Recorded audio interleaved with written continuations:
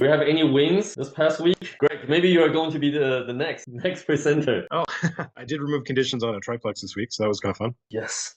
Awesome. Everything checked out? Yeah, actually, we've got two on the go. We're doing one that's more of a burr, and the other one that's sort of an on-market deal. And yeah, moving ahead with both. Got the inspection reports, and nothing crazy, but do the game, do the dance, play the game. You really switch your gear this past like 30, 60 days. Yeah, sometimes it just takes time to get in the right spot to be able to do stuff like that. So Yeah, sounds good. Sounds good. Let's get it started then. Okay, thanks everyone. And Pink, thanks for just giving me the opportunity to sort of talk through the deal like you described it, freshly made. We actually closed about maybe 2 weeks ago now. But before I get to the details of this deal, just a quick background. I started doing real estate maybe 3 or 4 years ago now, and everything I've been doing is in Canada. I started with 2 townhouses, and I did those through conventional financing, 75% bank, 25% down payment. And then after that, I did another 10 townhouses through the CMHC MLI Select program. And I know that there are a few folks on the call who might be familiar with that program. And in summary, it gives you an opportunity to put make lower down payment as low as 5%, and you can spread out the amortization over a longer period of time, 45 and in some cases up to 50 years. And one of the reasons why I decided to start looking at the US market is because if I took a step back and I look at the amount of capital that I put into the 10 townhouses and I looked at the cash flow, and I realized that there are opportunities where I can deploy that funds differently and maybe get better returns for my investment. And just to get into the weeds a little bit, for each of those 10 townhouses, I think it's somewhere around 200 to 50 per door. And if I look at the amount that I invested in, it was quite significant. So I said, okay, I think it's time to give another market a try. And I found Ping and Property Hustlers. So I said, okay, now that I have a team that would guide me, then I wanted to get into the weeds to understand what that market looked like. So I learned everything, I would say, from ground zero. As far as today is concerned, I will just talk a little bit about the highlights of this deal. And then I'll spend some time just talking about the financing terms and how we structure the deal. And I'll just sort of wrap things up with the lessons that I learned. And boy, oh boy, there were a couple of lessons that I learned during that short period of time. In terms of the deal, this is a townhouse that is located in South Carolina. It was off market. I found it through an agency called Sell to Rent, and I don't know if anybody's familiar with it. I had to do a little bit of digging to ensure that they were genuine and doing good business. It's 3-bed, 2-bath, and from start to finish, it took about 3 months to complete the transaction. We closed, like I said, middle of June, 2 weeks ago. It's a sale and leaseback. I know some people are familiar with what this is, but for those that are not familiar with it, in layman's terms, it just simply means the owner of the building is selling their primary residence, but they want to lease it back. They want to remain as a tenant for a defined period of time. It can be 4 months, it can be 1 month. Some would even give you the opportunity for them to lease back that property for up to 2 years. The fundamental question that comes to most people's mind is, why would anybody do that? Why are they selling their primary residence? And before I went into this deal, that's one of the things I needed to find out. I wanted to find out the seller's motivation. And I realized at some point it's because they were going through financial challenges, or he was going through financial challenges. He was behind on his 2 mortgages. And people do this for different reasons. Some people do it because they're going through a divorce and they need to go their separate ways. They both have equity in the property. They want to sell and take out the share of their own equity. Others do it because they are going through health challenges. They need to pay their bills. In terms of the lease, when we started the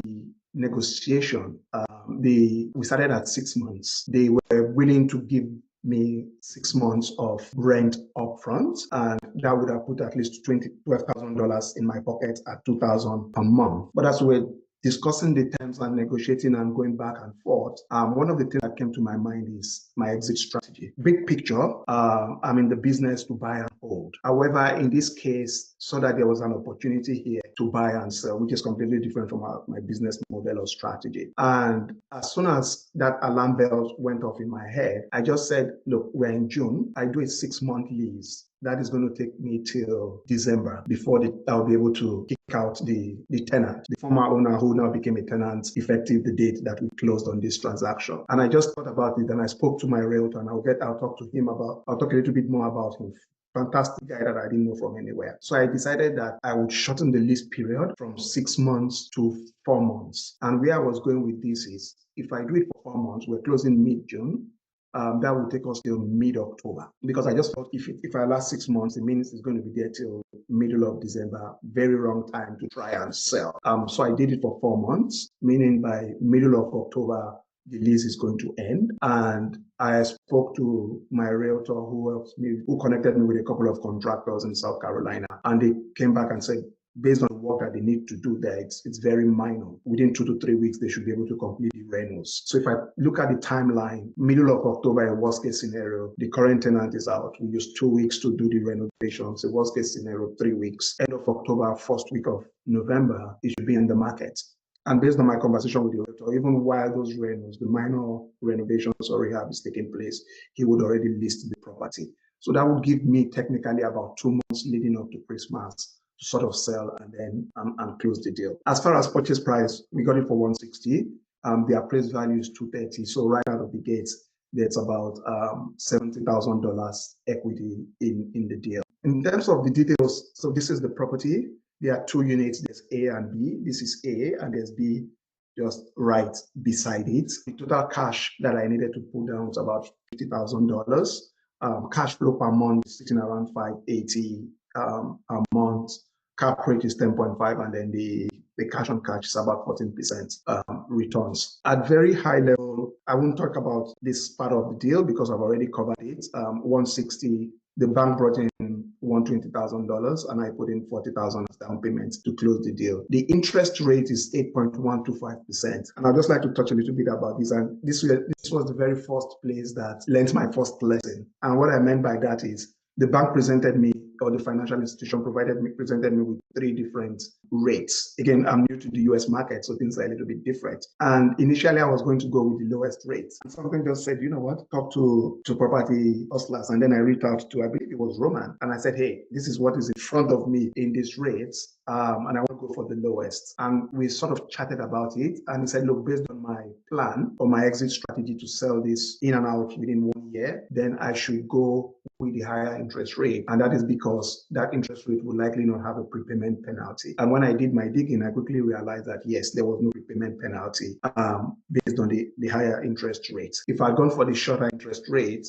there would have been significant prepayment penalty when I sell. So lesson number 1 for me. Again, this is just metrics around the numbers. Gross rent, $2,000 a month. There is no vacancy. Again, I did my homework and deal check and did all the analysis to be sure that the deal still made sense. NOI is around $1,402, and then the cash flow, like I said at the beginning, is about $589 per month. So in terms of lessons learned, like I said, there are a couple, but I'll just focus on what I'll call the top 4 of it.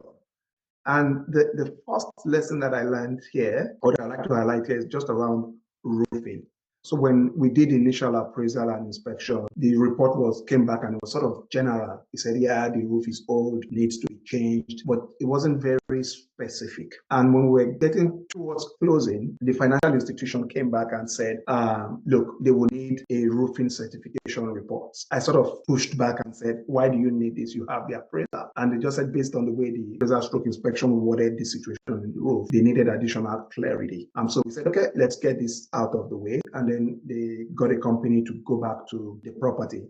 And that company came back and said the remaining life of the roof is 3 to 5 years. And one lesson that I quickly learned here is some financial institutions, they have a minimum remaining life of a roof that they would finance. And in this case, with the financial institution, it was 5 years. However, the report from the roofing company says 3 to 5 years. So we had to deal with that ambiguity and we moved past that, but it was a lot of back and forth. And I was pissed with them, wondering why this didn't come up earlier on in the conversation. The other lesson that I learned is just around LLC. LLC, and specifically around interstate acquisition. And what I mean by that is your LLC is set up in one state and you're trying to buy in another state. Now, I don't know if this applies countrywide or nationwide within the US, but when I started having conversation about with a few folks, the first thing they told me is because your LLC is set up in Ohio and you're trying to buy a property in South Carolina, you need another LLC. I had to talk to my lawyer. I called him and said, hey, I want to set up another LLC because I'm buying a property in a different city. And the first thing he said to me, he said, oh, he doesn't think that I need to set up another LLC. I just need to apply for a certificate of authority. And I said, okay, that's big grammar. What does that really mean? He said, we just need to apply to the state of South Carolina to obtain that certificate of authority because we are considered a foreign limited liability company. Anyway, long story short, he did the application and within 24 to 48 hours, we obtained that certification of good standing to authority to do business. So I didn't need to set up another LLC, and that saved me a lot of money. That was an eye-opener for me. Like I said, I don't know if this is applicable countrywide in the US, but as far as this transaction is concerned, that's how I was able to get around that. Then the third lesson that I learned, and I don't know if this is really a lesson, it's more of working very closely with property hustlers. As I went through each, I call it milestone of this acquisition, I was always going back and bouncing things off them and going for guidance or advice. I took full advantage of the coaches before I made an offer. Of course, property hustler was always big on, then I take action. You have to take action. If you take action, it makes it easier for us to come in and just provide you with guidance on how to move things quickly. But if you're not taking action, then it becomes a lot more challenging. So I did my deal check, did all the numbers, it made sense. I went to them for validation, and Roman is quite good with that. Very quickly, he was able to tell me this made sense. Ping and I sat down again because I wanted the second eyes on it. And it sort of took me through 8 steps of all the various variables or factors that he would consider before making an offer. During financing terms, like I said, in terms of the interest rate, I went back to them when I was trying to make up my mind about the realtor because I didn't know anybody in South Carolina. I just went back to them again and they said, hey, you know what? This is not rocket science. Do this online. Look for top realtors and all that. Just do a sort of informal interview with 2 or 3 of them and go with one. And that was exactly what I did. And I met a fantastic who was very helpful throughout the process. In fact, he went to that house twice before we closed. Went to meet with the owner, did a walkthrough for me, took better videos, sent them my way, and it was just excellent. And the flip side to it is it was not as expensive. When I engaged him, I signed his contract to pay him $500. That was all. But at the end of the day, because of the value that he brought to the table, I just said, you know what, I'm ready to double this. And I was quite excited about it. The last lesson that I learned here is just around loan documentation. When I started engaging the financial institution, they told me that the last person that pulled out of this deal pulled out because she was from Israel. She couldn't come in to the States to sign the loan papers. That's why the deal closed. Then the deal failed or fell through. So I said to them that if I'm going to come to the US to sign loan documentation, that might be a challenge. They say, oh no, you're in Canada, you're a Canadian citizen. You just need a notary in Canada. We'll be all fine. And I said, okay, that makes my life easier. I'm going to sign all my loan documentation in Canada. And then a couple of days to closing, somebody else, completely different from the financial institution, said that they would help me, I should look for a notary in Canada. Let's start the process. So I went to my lawyer, who usually helps me in Canada here, and said, he's a notary, he's a lawyer. And he said, Leonard, the process has changed. If the financial institution sends him all the loan documents, what he will need to do is he will take those documents to Capitol here. I live in New Brunswick. He will take it to Fredericton, which is about an hour drive. And once we've done all the paperwork and signing, Fredericton will take it to Ottawa.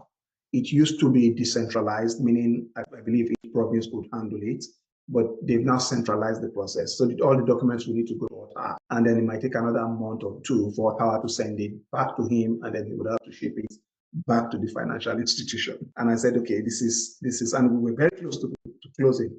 And I said, okay, this is getting serious. And he just told me, Leonard, instead of going through all this stress and process, just drive we're 1 hour away from the state, just cross the border and go to the local office there, and you'll be able to sign your documents.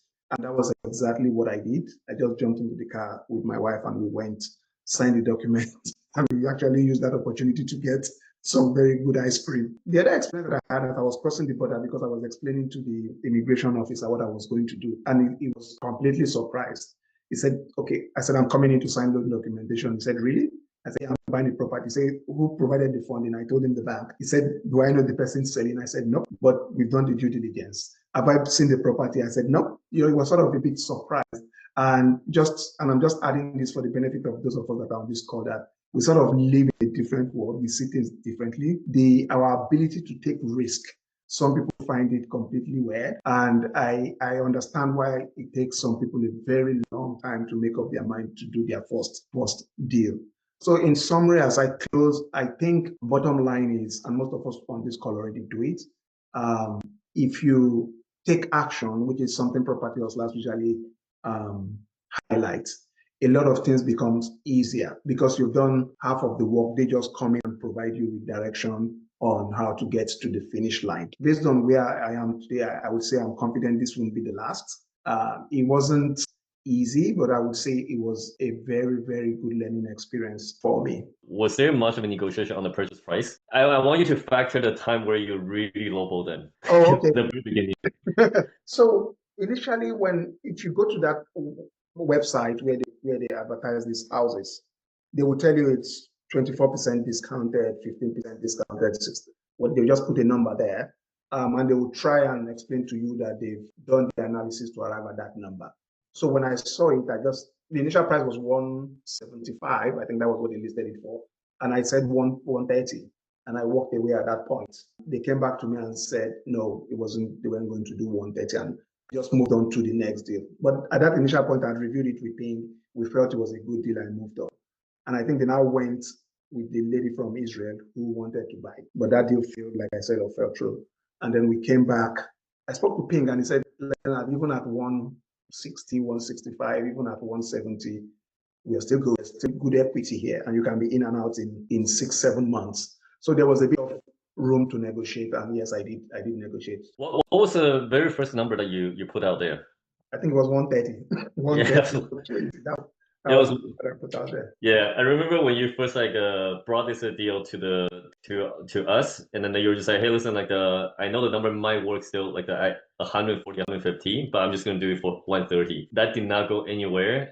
Probably offended the seller a little bit. But what's good about like creating that touch point is that when they realize that there's not a lot of options out there to acquire, like, or they have a certain time frame that they need a buyer to close on, or certain condition. In this case, is that the seller wants to lease back the units for additional 6 months. Some people are not comfortable with that, right? And they want the closing to be, relatively sooner. So you're a very specific type of buyer that they're looking for. And when they're unable to find any other option, creating that touch point will allow you to have a way higher negotiation power when they actually come back to you. Yeah, so that's why we're a firm believer that in the hunting stage, you need to keep creating that touch points, making some offer. Sometimes the verbal offer makes sense, and just leave a lot of contact information out there. And at some point, one person situational changes on their end, they reach back out. This is where your negotiation power goes up a lot higher. So even though we still close it at 160K, we got out negotiated by 30K, still a good deal. So 2 questions. Did you have concern about renting back to sellers who had the financial trouble? I didn't have any problem with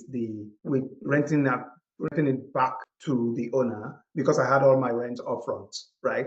The lease is for 4 months. It was paying me all my rent upfront 4 months at closing. The only thing that I was a little bit concerned about is, will he still take care of the house like it's his property, right? Now that he has switched from the owner to the tenant. But there's really nothing I can do about that beyond the fact that before we closed, we took pictures. The title company worked on the lease agreement. We ensured that it was watertight. So we sort of did like a before, and we'll do like an after of the unit when it's leaving, just to ensure that it hasn't destroyed anything or caused additional damage. Second part of his question is, did you find this deal by yourself? Were you negotiating with the seller directly, or was he through a wholesaler? No, in fact, I did not have contact with the seller until after we've closed. So sell to rent is like, I call them like an wholesaler company. So I think what they do is they get all these houses under contract for a defined period of time, and then they look for investors like us to invest. So they have their agent, they have their transaction guys. They are very well structured. So I was discussing with them all through the process. I also want to add one more thing, like the renting it back to seller. I think part of the reason why this wasn't as big of a concern, because I think Leonard, you and I, we talked about this, and we did a full analysis on this property, like literally through the one-on-one call. One of the things that I mentioned was as long as you're in more like a landlord-friendly type of state, you're going to be in a way better position, because with this one, it's 4 months upfront plus a security deposit. So if anything goes wrong, initially I think they wanted to do, I believe, 6 months. There was a bit of a negotiation that we can kind of touch on it afterwards, but basically we negotiated down to 4 and get them to put in one security deposit plus 4 months. So it's like literally all the funds is come to you upfront. And also we know that the eviction in South Carolina will only take about like 2 to 3 months at most. And that's where we feel confident that this will still be a good trade-off in terms of the risk. But I will just also add very quickly that since we closed, I've actually been in touch with him, the seller, and he seems like a pretty good guy. And the realtors told me that he's a pretty chilled guy. The agent, which is the sell to rent company, they kept giving me that assurance that this is not one of those people. But I won't take their word as it is until my own realtor went there. And since I've been interacting with him since we closed, that's what I can gather from him so far. But who knows? Should be okay. Another thing that I always mention is that try not to project the things that hasn't happened yet, because there's so many things that can go wrong. If you keep thinking about those scenarios, it's weird that sometimes when we started doing that type of situation actually will happen. Law of attractions and all that. But the more important thing is that protect your mental state. There's more things to worry about. Yeah, let's not worry about things that hasn't happened yet. Okay, next question. What's your lawyer's contact? So which of them now? The title company that closed the deal in South Carolina, fantastic guy. I can share his contact. But if you're talking about my lawyer that set up my LLC in Ohio, that I got that from Property Hustlers. It's Richard Sharp. Let me know if Leon, if you don't have their contact, I can send that to you again. Okay, next one, certificate of good standing. So Leonard, do you want to quickly talk about that? I already put a link in here for anybody who needs that certificate of good standing. You want to quickly talk about what that is? Yeah, I think it's just it's an authority. It's an approval from a state that is different from where you set up your LLC, stating that your LLC is in good standing in the state where it was set up. And because it is in good standing in the state where it was set up, it's okay for it to do business in another state. That's what that simply means. And if you talk to your lawyer, they will it's a very simple process. In fact, when I was talking to one of the lawyers, they said, Leonard, it's something you can apply by yourself. You just go online, there's a link, and apply for it. I had 1,001 things that I was battling, and I know that I had my lawyer that set up the LLC. And he just very quickly, he had all my documents. He had the LLC documents, had the EIN. He just used that to submit it. And by the next day, I had that certificate. Certificate of good standing, let's just look at it as a cash grab service. That's how I look at it as well. Yeah. I think it's one of those things where you have, like in Canada, interprovincial barriers, right? You just put all those things there that prevents somebody from doing business in another state. And they just created something for you to process payment. What area of South Carolina was this house in? I already put that specific area in there. Did you set out to look for this opportunity, or was this something that you just kind of came across? No, I came across it. Again, back to Ping. Leonard, take action. Leonard, you must take action. So I went out and I started sort of looking for deals, and that's how I landed in this sell to rent. But the good thing about it is, as part of the due diligence that I did, the financial institution, they also have a list of properties that they have vetted and they are ready to finance. So it made it a lot easier. So when I found the deal off market in sell to rent, and I went to the financial institution and I saw that they had that property as one of those that they've already vetted. So when I came back to them and said, hey, I want to do this deal, it was easy for them to jump on it because they've already done their due diligence. It was sitting down there and they were just waiting for somebody to grab it. Yeah, no, that's good. I was just curious as to what his thought process was in getting involved with this. Was this just you were out looking for deals, which sounds like you were, or were you intentionally looking for a equity play to sort of run there? Because you mentioned off the start that you're traditionally a buy and hold kind of person. So I was just curious in terms of, well, okay, so then how does this come into your wheelhouse kind of thing? So that's and that's a good question. So one of the reasons why I pivoted from my overall strategy, which is buy and hold, is because of the amount of equity in this. Because by the end of the day, in another equity, I can use that for a bigger deal, buy and hold. That's the only reason. And also I think Greg also has a question for how do you feel about the market right now? How much homework did you have to do ahead of the deal on researching the area? Because I think that's a very common question when it comes to a very new market. Yeah, kind of walk us through that thought process. So I think we did, you think, and I did that. We followed that 8 steps of everything, all the checkpoints you need to go through before you buy or make an offer on any property. So I looked at the population, I looked at the crime rate, I looked at the cash flows, all of those steps that you need to go through. And then it checked a lot of the boxes. Population good, crime rate was quite low. And then I called in the realtor once I found him and I said, give me comparables and DOMs, days on market. So as soon as he brought those, so to be very honest with you, that guy was one of those that actually made me pull the trigger on this deal, because he looked at when he brought as soon as he saw the comparables, he said, Leonard, there's a lot of equity in this. There is no point wasting time.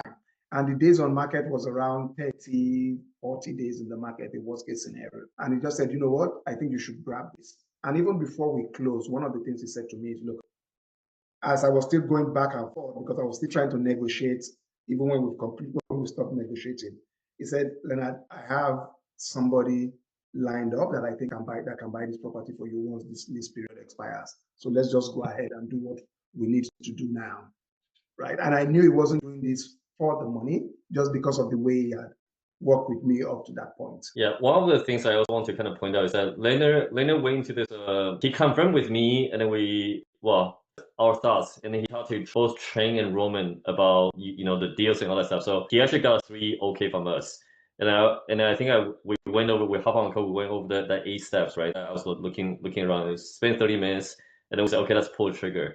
And then you made an offer, and I think that's where you lowball, like you started your initial offer. And then afterwards, they came back to you. You were just like, hey, I'm still working on this offer. Just want to let you guys know. And then next thing I know, like, you already secured it. And then literally, I think in another like 2 or 3 days, where I'm just like, hey, listen, just give me some time. Let me process a couple of things. And the next message that Linda said to me is just like, hey, I just found out the offer. I'm just like, okay, that was pretty fast. And but that is sort of the action that we need to take on when the right opportunity comes in. Because imagine if there's another person that's also assessing the situation. I'm pretty sure there's one like buyer out there who was also considering this deal. He probably will feel like he lost on something very decent. That is the action that we're definitely seeking for, because a lot of times we're providing that support type of a role, but it's the consistency of taking the same action over and over again. And when we recognize that the built-in equity is high, by the way, guys, even like finding money becomes much easier. The hardest part about this whole deal, and maybe I'll leave it to Leonard, it's actually not about having the funds ready. It's also not about finding the deals. It's a lender, right? Which is something that I definitely want you to kind of bring up, because a lot of people will definitely go through this the same challenge as they're closing their very first US property. I used to work in the bank, right, in my past life, 10, 15 years ago. And one of the things that my former employer did very well is to ensure that anybody that is in the back office in the bank must at some point work in the front office. And when I say back office and front office, for front office, I mean sales. People who go out there, look for business, look for deals, understand what an investor will go through on a daily basis, right? They make sure that if you're a back office staff who is doing the underwriting of a loan, whether it's for mortgage or for manufacturing or construction or telecoms, they make sure you understand how the deal is being done in the front office. So that when you are doing your due diligence underwriting at the back, you also apply that business knowledge, and you are not just going by the books. And where I'm going with this is, it was very painful working with this lender, because those guys were just so by the books, and the way they were working, it was as if they've been told you can't apply your discretion anywhere. The policy says you must do this in XYZ days or in this term. That's exactly how they were working. Even for things, I'll give an example. When they say show us source of proof of funds, right, for your down payment, and you send it to them, they say, show us for the last 1 week, you send them your bank statement. And then they said, okay, where would the additional funds come from? You say it's coming in another 1 week from XYZ source. And then they say, okay, when you have that, sure. So when you send them your bank statement for just that new one, they come back and say, no. Go and give us your bank statement from the beginning. And I'm like, but you have it for all the other, you just get, it's like an update, right? But they were just really, really very difficult to work with. As I speak with you, we are still going back and forth on some little things that ordinarily I felt shouldn't be an issue. But lessons learned, they would be my first. I have to pick a financial institution. If it was a seller that wasn't in a very bad spot, honestly, the seller would have even walked away out of frustration just because of the length of time it was taking this financial institution to make a decision and get us moving as a group. Ping, I'm not sure if you saw the email I sent. There was one morning I just sent, and I woke up by 5, 6 a.m. in the morning, and I just sent a note to everybody and said, look, I'm talking to the bank here.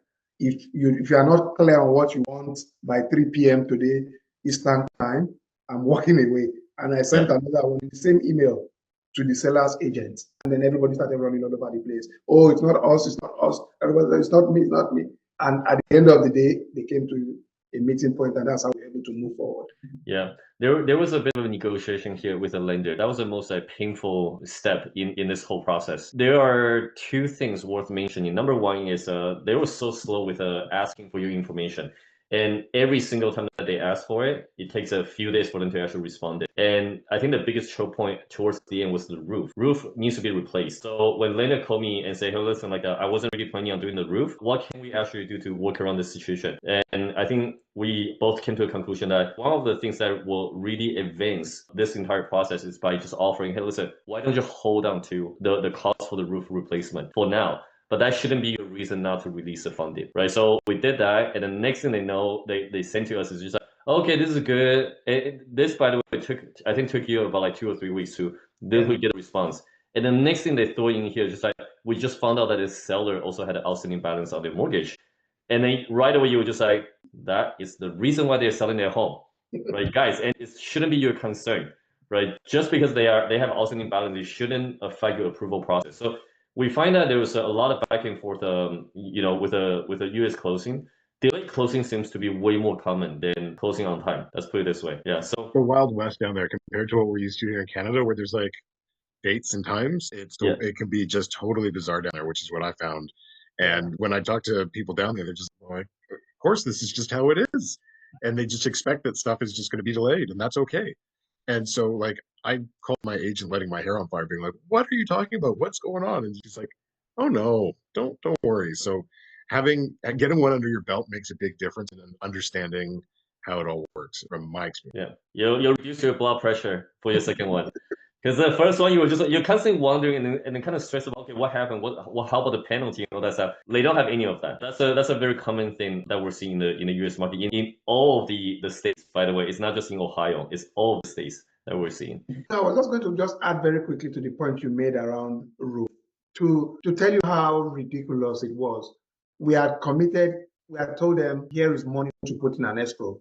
As a financial institution, hold it. And then after closing, they're going to fix the roof. And after saying that and doing that, they were still dragging their feet. It was at that point, and this was 24, 48 hours to closing. And anyway, long story short, it got to the CEO, because I just told them at that point that after incurring all this cost and getting to this point, and you guys have been doing due diligence all the way, then I think you have a legal matter on your hands. That's what you are playing with. And then they came back in 20 minutes and said, oh, we are good, we are going to release funds. The CEO approved it, and that was just one conversation, we find that very interesting. But there's also one last thing I kind of want to mention during this whole negotiation process, because part of the reason why Leonard was able to not have to sort of be entitled to any compensation to the seller was also because, when they keep pushing and they say, hey, there's outstanding balance on the previous mortgage, we literally used that was the reason that caused the delay closing, and we use that kind of going against the seller. And by saying that was literally the root cause. And then we use that to also renegotiate the term for the estate from 6 months to 4 months. So all that stuff I thought was executed really well on your end, because that really helped us get away with having to pay extra compensation for the delay closing, as well as reduce the time of their stay. Because if we time it correctly, we literally want to start doing the work around Christmas, January, around that time. And then by the time that we can finish all the work, let's say for sale, it's going to be in springtime. And that will be a better time to sell. What made you decide to sell versus hold? As per usual, too many Carolina unknowns, too much equity to pass up. What has you make that decision? Yeah, I think it's because of the equity there that we can pull out and use for a bigger transaction. That's the fundamental reason for us to sell instead of holding. Yeah, and to add one more thing on for that is that if this unit or this property has 2 units or 3 units, maybe it'll change the way you make certain decisions. This one is just 1 unit, and it's kind of like a semi-detached type of setup, right? So I think offloading it and look for different opportunities will still be a better choice as well. Anybody that even picks this up, even if it's an investor that buys it, they will be fine from a cash flow standpoint. And it's 2007, right? It's not a 1940, 1950 or 1960 building. So there's still a lot of life left in that building, and the cash flow is good.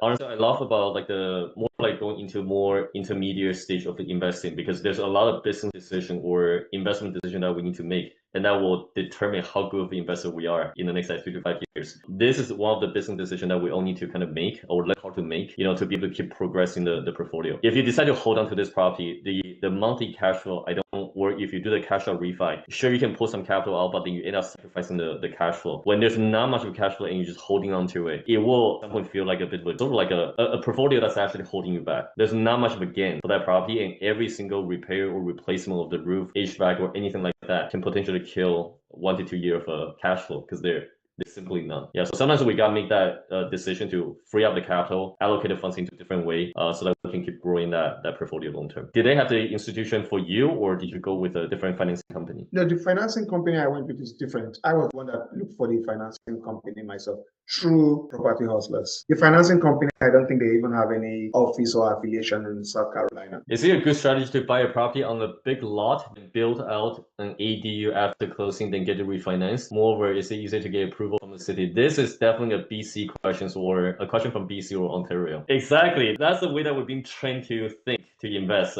In the US, I like to keep the strategy super simple. The moment that we're talking about like building a conversions and all that stuff is literally because the lot is so expensive that it doesn't make sense to, like, or we simply cannot make the number work. So we're constantly thinking about doing more work. But the way of investing, I just want to kind of share my opinion, is that if you think about how investing is supposed to be, it's not running a business. It's very different. Like running a business, yeah, you can do conversions and all that stuff, but the norm of the Canadian investment seems like we need to put in a lot of work. And when you put in a lot of work, there's a complicated operation for every single project that we're doing. So one thing that I actually don't like about ADU, I've done that a couple of times. I don't like it. Part of the reason is because it's so much work. Permitting process is so long. It's very costly. After that, you're only cash flowing, like not even $1,000 per month, right? And then if you do a cash out refi, get the money out, then all of a sudden you sacrifice your cash flow, and then you have to, look for the next project, because that's a loan, that's not a profit. Especially when it comes to real estate investing, I like to kind of fall back to my strategy back in 2010 all the way to like 2017, 2018, where I just buy something like it right. I do small improvement, not crazy improvement. I think if you want to do the ADU, if you want to buy a big lot and start building that's more for tier 1 city. It's not for tier 2, tier 3 city where you can just, take a passive approach, in my opinion. That's my thoughts. Plan is to have it listed at the end of October. Yeah, the lease would mid-October, and then the renos, the contractor of told us would take about 2 to 3 weeks, would happen from mid-October till end of October. We can lease, but the realtor is saying he can lease even before they complete the renos. Yeah, I assume the realtor said like you negotiated from 6 to 4 months lease. Beginning of November is that much more promising of a market to sell it, and then January or February, I presume. The reason why I decided to reduce it from 6 months to 4 months is if we have done a 6-month lease, right, the lease will be ending right in the middle of December. Gotcha. I really might not find anybody to do the work, the renos. By the time they come to do the renos, might be maybe second week in January. January, most people are usually cash strapped. I would have lost about the months or thereabout of rent. So that's one of the reasons why I made the decision to reduce the release tenure from 6 months to 4 months, even though 6 months would have given me more money than a 4 month lease in terms of the upfront rent. Yeah, that makes sense. And if they're paying $2,000 a month, is that pretty much average of what that place would rent for, or is that a deal for them because of this sell to rent program, or is it more expensive for them as a result? That's about the market rate in terms of rent. Okay. Over the 1% rule is not that common. That's also one of the conclusions that we found. So when we're able to acquire this one for $160K, it's really good. Thank you. Congrats. Oh, thank you. I'm on to the next one. Anybody who wants to have fun buying properties, come join me. Are you looking to do the same sell to rent system for this next one? I am, but my focus really is to sort of begin to step up. I just wanted to get into the US market, deal with all these lessons that I've learned. There's still a lot down the road, but at least I understand the basic now. So I still look at sell to rent, but I'm looking for a multi-family now, maybe 4 units or 6 units, while also still keeping an eye on the sell, because I have their contact now. So before they put any deal in the market, they are reaching out to me and saying, Leonard, and I've given them my buy box, saying anything that is less than $70,000 equity, don't talk to me. Okay, so feel free to connect, ask some questions. Thanks everyone for attending. Thanks for hanging out with us. Take care.